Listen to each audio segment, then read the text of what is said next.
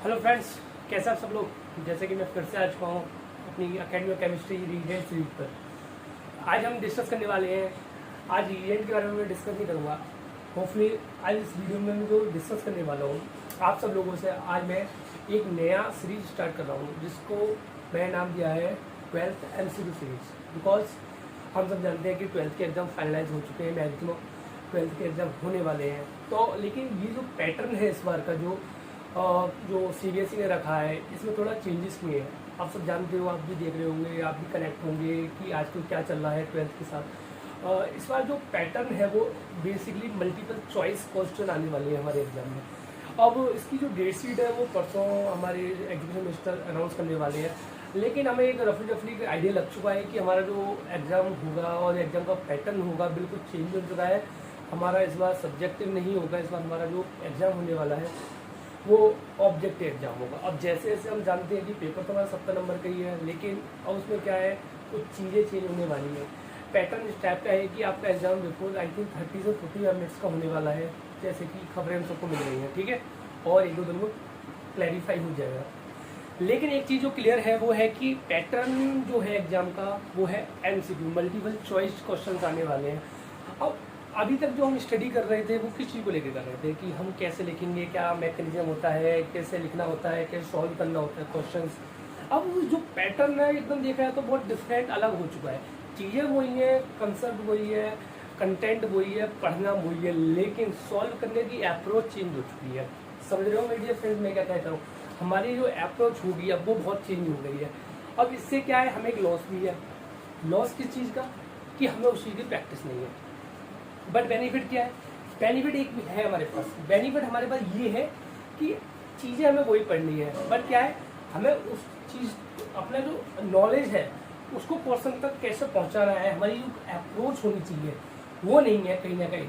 और होपफुली मैं एक चीज़ बताने जा रहा हूँ, वो अप्रोच कैसी रहेगी हमारी, वो उसको मैं अपने इस यूट्यूब पे लाने वाला हूँ। आपकी प्रिपरेशन के लिए मैं एकदम तैयार हूँ। और आपको किस टाइप के क्वेश्चन पूछने आने वाला है 12th, किस टाइप के MCQ आ सकते हैं, किस तरह से आपको पहुंचना है, वो मैं आपको चैप्टर वाइज पढ़ाने वाला हूँ, ठीक है।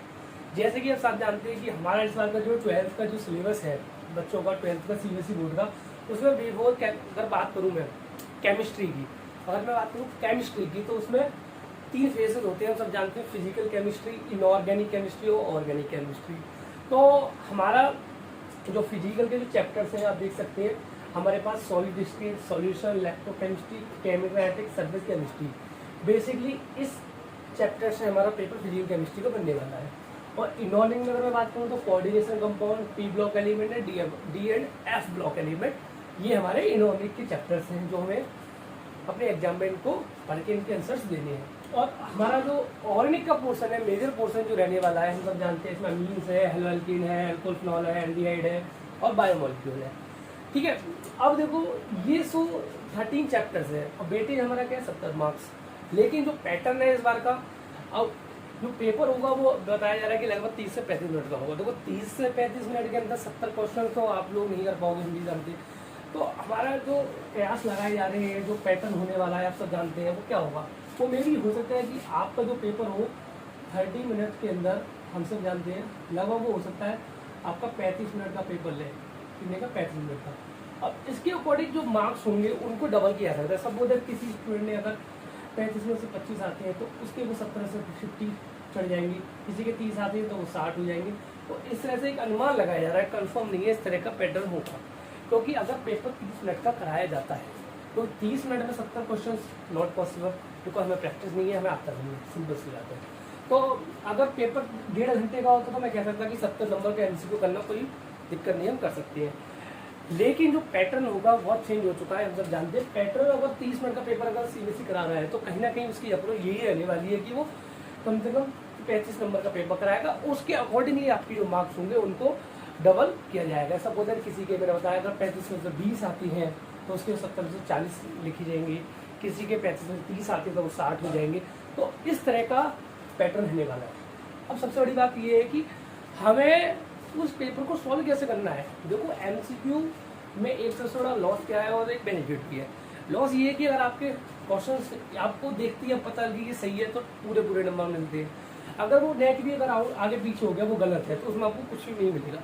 लेकिन जो सब्जेक्टिव एग्जाम्स होते हैं, सब्जेक्टिव पेपर्स होते हैं, उसमें से थोड़ा बेनिफिट क्या होता है, अगर आपने किसी क्वेश्चन में 6 स्टेप उसमें 3 स्टेप कर दिए सही तो आपको हाफ मार्क्स मिल जाते हैं, लगभग 3 से 1.5। लेकिन एमसीक्यू में ऑब्जेक्टिव टाइप क्वेश्चंस में ऐसा नहीं होता। हाँ तो या तो आपका आंसर सही होगा या आपको पूरे नंबर मार्क्स मिलेंगे, अगर आपका आंसर गलत है तो आपको पूरे कटने वाले हैं।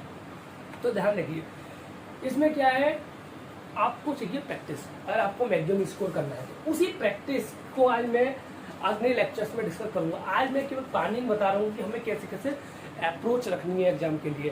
तो आपको अच्छे मार्क्स दिलाने के लिए मैं यहाँ पे प्रेजेंट हूँ। मैं हर एक चैप्टर वाइज क्वेश्चंस यहाँ पे डिस्कस करूँगा, एमसीक्यू जो हर एक जो टॉपिक आपके आ रहे हैं उससे किस टाइप के क्वेश्चन बन सकते हैं और किस टाइप के क्वेश्चन पूछे जा सकते हैं।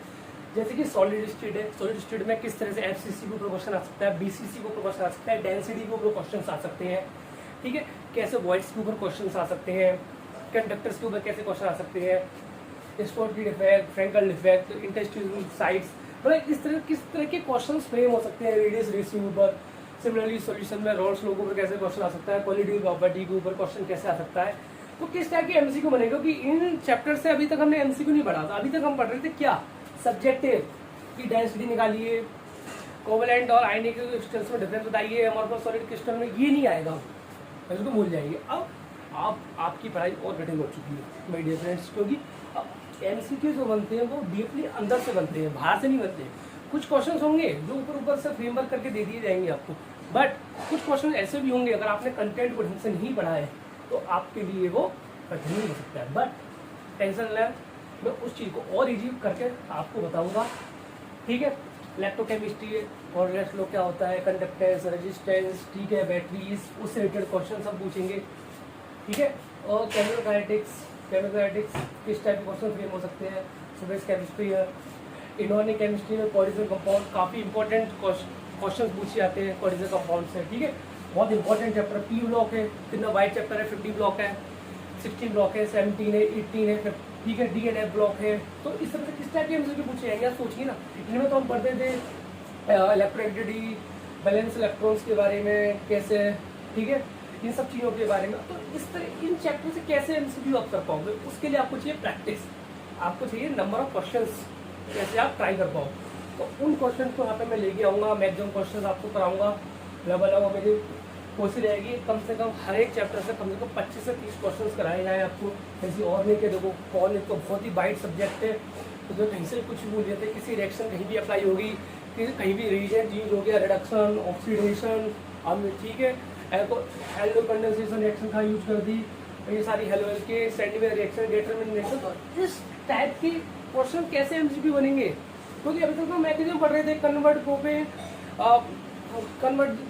Into propane two ol, convert कीजिए इस टाइप के question, so that convert butane into butane monol. तो अभी तक तो मैक्सिमम टाइप पढ़ रहे थे, अब हम पढ़ रहे हैं एमसीक्यू। तो और किस टाइप के क्वेश्चन बन सकते हैं उसको भी तो जानना हमारे पास लिए बहुत जरूरी है। तो ये सारा जो समअप है 30 चैप्टर का, इसमें से किस टाइप के ऑब्जेक्टिव क्वेश्चन बन सकते हैं, लगभग मैं मानता हूँ एक चैप्टर में अगर मैं 20 क्वेश्चन लेके चलता हूँ तो आपको मैं यहाँ पे लगभग 600 से 700 क्वेश्चन आपको मैं कराने वाला हूँ। बस मेरी एक होप है, आप मेरे चैनल से कनेक्ट रहिए। आप 13 चैप्टर मैं मान लीजिए पूरे जून हम चलेंगे, 1 जून से लेके स्टार्ट करूँगा मैं इसको, 30 जून तक लेके ख़त्म करा दूँगा पूरा एमसीक्यू हर एक चैप्टर का लगभग, क्योंकि आपके एग्जाम जुलाई में होंगे। आप कनेक्ट रहिए, डेली उससे जुड़िए, अपने क्वेश्चन मुझसे पूछिए, कमेंट बॉक्स में टाइप कीजिए। आपके जो भी फ्रेंड्स इस टाइम 12th में है, 12th की प्रिपरेशन मतलब 12th के एग्जाम जो देंगे, उन तक इस लेक्चर को शेयर कीजिए, मेरे चैनल को ज़्यादा से ज़्यादा लाइक कराइए। और मैं ऐसा क्यों कर रहा हूँ, क्योंकि मुझे लगता है कि मैं ही अभी इस टाइम प्रेजेंट में आपको ये सारी चीज़ें प्रोवाइड कर सकता हूँ, ठीक है। इसलिए मैं चाहता हूँ कि ज़्यादा से ज़्यादा लोग कनेक्ट हों, ज़्यादा से ज़्यादा स्टूडेंट उस टाइम 12th में डिप्रेस है कहीं ना कहीं, तो मेंटली डिप्रेशन हर एक के पास है।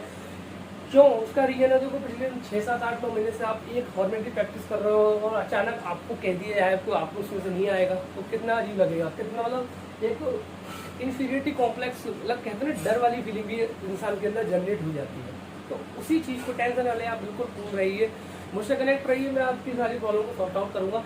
बट मेरी ये कि आपसे अच्छा है कि आप चीज़ों को पढ़ के आएँ। यहाँ पे मैं आपको चैप्टर डिस्कशन बिल्कुल नहीं होगा, यहाँ पे मैं आपको एक एक चीज़ क्लैरिफाई नहीं करूँगा। यहाँ पे हम नंबर ऑफ क्वेश्चन करेंगे। यहाँ छोटी छोटी चीज़ें मैं आपको बीच में बताता रहूँगा, एफसीसी में जेड की वैल्यू क्या होती है, बट ये कि नंबर ऑफ क्वेश्चंस हम यहाँ पे करेंगे, ठीक है। सॉलिड स्टेट के बारे में यहाँ पे कोई भी ब्रीफली डिस्कशन नहीं होगी, सॉलिड स्टेट क्या है, सॉलिड क्या है, लिक्विड क्या है, ऐसा कुछ नहीं है। यहाँ नंबर ऑफ क्वेश्चंस ट्राई करेंगे, आप पढ़ के बैठिए और वीडियो देखिए, इससे कि आपके प्रैक्टिकल कुछ क्वेश्चन मैं कराऊंगा, कुछ क्वेश्चन आपको मैं घर से करने के लिए दूंगा, ठीक है। 10 क्वेश्चन तो अपने घर से करने के लिए आपको दुआ करूँगा, 10-15 मैं 20-25 जितने पॉसिबल होंगे लेक्चर्स में उतने मैं कराऊँगा, ठीक है। ओके, मिलते हैं फिर नेक्स्ट लेक्चर में सॉलिड स्टेट के साथ, और होपफुली आपको सारी चीज़ें अच्छी समझ में आ रही हो तो ज़्यादा से ज़्यादा मेरे चैनल को सब्सक्राइब कीजिए, नंबर शेयर कीजिए। ओके माय डियर फ्रेंड्स, मिलते हैं नेक्स्ट लेक्चर में। ओके।